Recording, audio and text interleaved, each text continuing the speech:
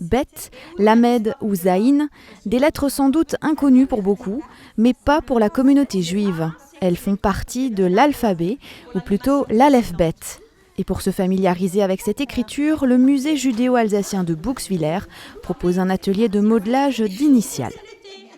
On voulait axer un tout petit peu cette activité sur cet alphabet autre qui ne ressemble pas du tout à l'alphabet qu'ils ont l'habitude d'écrire et de lire, qui se lit d'abord dans un autre sens, de droite à gauche. Nous avons donc essayé de le retraduire à travers une activité de modelage. C'est une autre façon peut-être de travailler les mots. Parmi les visiteurs, un groupe d'adultes handicapés du foyer d'accueil spécialisé La Licorne de Saverne, venus découvrir les lettres hébraïques par le toucher.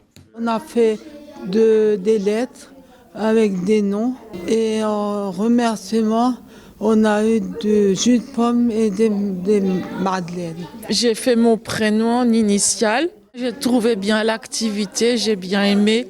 C'est important de leur faire découvrir d'autres lieux, d'autres personnes aussi, et puis les ouvrir à d'autres activités. Des lettres qu'ils n'ont pas l'habitude, et ça les a un peu perturbés à certains moments de ne pas reconnaître leurs initiales.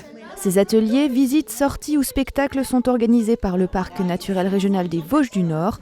Accessibles à tous et gratuits, ils sont proposés dans le cadre des activités Éveil des sens. C'est d'abord faire le lien entre la culture et les personnes qui n'y ont pas énormément accès, c'est-à-dire essentiellement les personnes handicapées.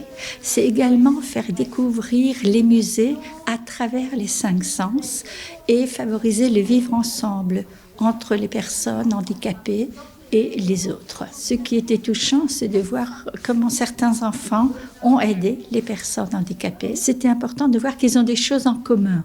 Ça, c'est le début de la compréhension. L'éveil des sens se termine demain soir par la fête des betteraves grimaçantes. À l'espace cuirassier de Reichshofen, défilés, musique et concours de grimaces sont au programme.